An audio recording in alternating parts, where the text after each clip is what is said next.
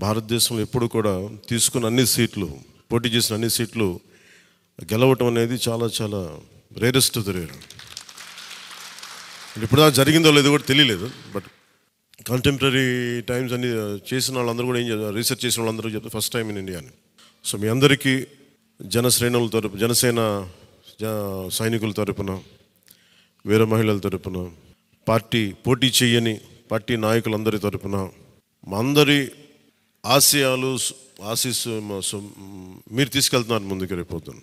అంటే మీరు ఒక్కళ్ళే వెళ్ళట్లేదు అసెంబ్లీకి, వెనక కూర్చు జనసేనకు నిలబడ్డ ప్రతి ఒక్క నాయకులు, పోటీ చేయని నాయకులందరూ కూడా, రక్తం ధారబోసిన జన సైనికులు, అసలు అలుపెరకు ఇంట్లో నుంచి బయటికి రాని వీర మహిళలు, అసలు మామూలుగా ఇంట్లో నుంచి బయటికి రా, అలాంటి వాళ్ళు బయటకు వచ్చి మరి తిరిగారు మనకి.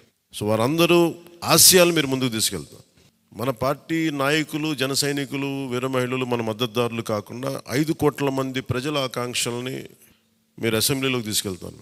దాంట్లో నేను కూడా భాగస్వామ్యం అయినందుకు మనస్ఫూర్తిగా నేను ధన్యవాదాలు తెలియజేస్తాను.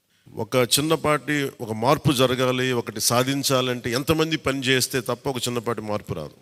అలాంటిది ఒక కీలక 5 కోట్ల మంది ప్రజలకు సంబంధించిన భవిష్యత్తు.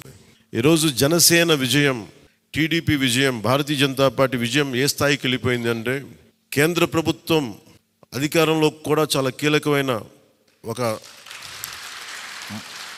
అంటే ఈరోజు మన అందరం కష్టపడింది, ప్రజలందరూ మనకి మన నమ్మకం పెట్టి మనం నిలబడి ఉంచింది, ఇది మర్చిపోలేదు. ఇప్పుడు దాకా పొలిటికల్ ప్రాసెస్లో గత 10 దశాబ్ద కాలంలో మన ముఖ్యంగా లాస్ట్ అర దశాబ్దం కాలంలో ఏ స్థాయిలో చూసాం. మనం ఒక కొత్త ప్రెసిడెంట్ ఇవ్వాలి పాలిటిక్స్కి. వ్యక్తిగత దోషం లేని, వ్యక్తిగత క్యారెక్టర్ని అసాసినేట్ చేయని పాలిటిక్స్. ఈ మార్పు ఏదో రావాలి. ఎందుకంటే టీవీలో సినిమాలకి సెన్సార్ ఉంటుంది, టీవీలకి సెన్సార్ ఉండదు. సినిమాలు ఎవరన్నా కూర్చోబెట్టి ఏదైనా మాట్లాడితే, మన ఈవెన్ అసెంబ్లీలో మాట్లాడితే రికార్డు నుంచి తొలగిస్తారు. ఇప్పుడు దాకా పొలిటికల్ ప్రాసెస్లో గత 10 దశాబ్ద కాలంలో మన ముఖ్యంగా లాస్ట్ అర దశాబ్దం కాలంలో ఏ స్థాయిలో చూసాం. నాయకులు బయటకు వచ్చి మాట్లాడితే రికార్డు నుంచి తొలగించలేదు. చిన్నపిల్లలు ఉంటారు, కుటుంబాలు ఉంటాయి, అని చోట మర్చిపోతాం మనం. సో అందుకని మనమే స్వీయ బాధ్యత తీసుకోవాలి, పర్సనల్ బాధ్యత మనమే తీసుకొని చేయాలి. అసలు అద్భుతమైనది ఏంటంటే, ఓడలు బండ్లు అవుతాయి, బండ్లు ఓడలు అవుతాయి అనడానికి నేను చాలా కాలం ఇదే వేదిక మీద చాలాసార్లు చెప్పాను. అంటే ఇది మనం నిన్న సభలో కూడా మాట్లాడమని చెప్తా ఉంటే, ఇది మనం ఇళ్ళకి కానీ పండగ కాదు, పండగ చేసుకునే సంబరాలు చేసుకునే సమయం కాదు, చాలా బాధ్యతగా ఉండే సమయం.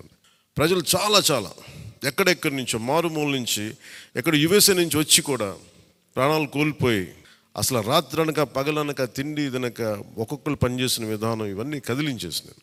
సహజంగా విజయం రాగానే అందరికీ ఏముంటుందంటే ఒక అతిశయం వచ్చేస్తుంది. అలాంటి అతిశయం మన ఎవరికి, నాకు లేదు, దయచేసి మీరు ఎవరు పెట్టుకోకుండా, నా రిక్వెస్ట్ ఇది ఒకనమాట. ఎందుకంటే మనందరికీ ఇది వచ్చేస్తుంది, అది నేను కాదనట్లేదు. కానీ దాన్ని అధిగమించి ఎదిగే కొద్దీ ఒదిగి ఉండాలి అనేది మనం నిలబడి చూపిద్దాం, పాటించి చూపిద్దాం. ఎందుకంటే నిజంగా జనం అలసిపోయారు. ఒక కొత్త తరహా రాజకీయం చూద్దాం, పాత విలువలతో కూడిన రాజకీయం చూద్దాం. అది మనం చేసి చూపించాలి, ఆ దారి వెంట నడిచి చూపించాలి. జనసేన ఆ రోజు నేను మాట్లాడితే, అంటే ఇది భగవంతుడు కరుణించాలి, ఇదేదో నేను పెట్టిన వ్యూహమో గొప్పతనం అని నేను చెప్పట్లేదు. కానీ భగవంతుడి కరుణ, తల్లి కరుణ, ప్రజల ఆశీస్సులు, మద్దతు, 2019లో ఒక్క సీటు కూడా ఉన్నది అటు ఇటు కాని పరిస్థితుల్లో ఈ రోజున జనసేన ప్రధాన ప్రతిపక్షంగా అసెంబ్లీలోకి అడుగు పెట్టబోతుంది. మీ అందరికీ దానికి సంబంధించి ప్రత్యేకించి శుభాకాంక్షలు.